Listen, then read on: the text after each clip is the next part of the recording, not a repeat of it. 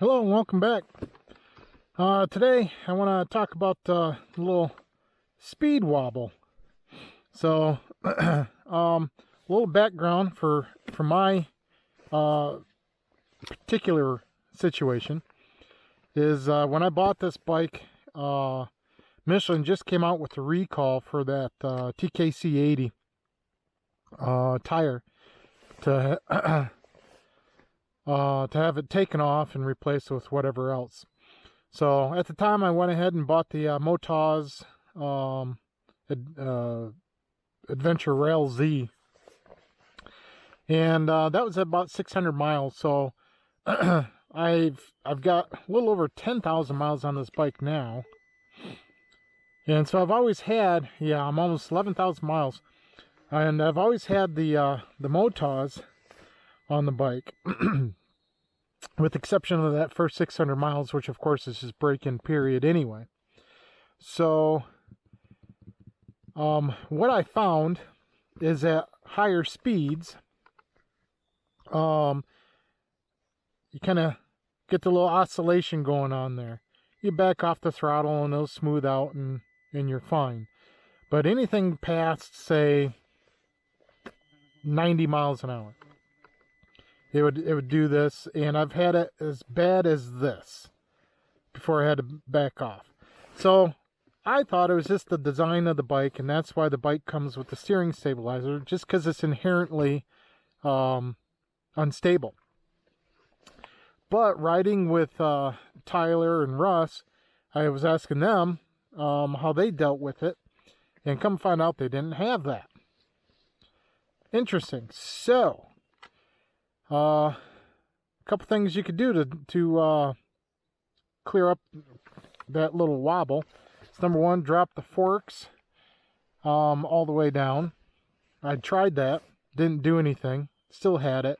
You can pump up the preload, which I've already got it up pretty high, or replace the front tire. So that's what I did last as an experiment. And I put on, what is this, the Shinko 804? Yeah, Shinko 804. So it's a little less aggressive knobby, but it also smoothed out the little high-speed wobble there. So, and I'm not saying that the Motaz Rail Z is bad. It just doesn't work for the 890. So if you're running the Rail Z on the front and you have that high-speed wobble, and of course if you don't go that high speed, it's not going to be an issue for you. But closed course, that kind of thing, I can get up to that speed, and yeah, you get the little wobble, and it's a little disconcerting. So change front tire. That's all I got. It's important to note on those tires that the Rail Z is actually only rated for 99 miles an hour. I forgot the rating letter. But yeah, it's only rated for 99. Now the Shinko, like many others, Trail Max, Mission Tire, and I don't know, a few dozen others, this is rated at 118 miles an hour. So, just a noteworthy mention that it might not just be the Rail Z tire, but just the general speed rating. I think that's the only tire I've ever used with that low of a speed rating.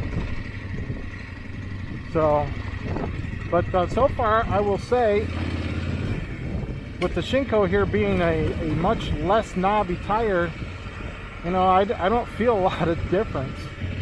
Now granted, this is all dry, and I ride it a lot when it's wet, especially in the winter time, and that's why I wanted the more aggressive front knobbies.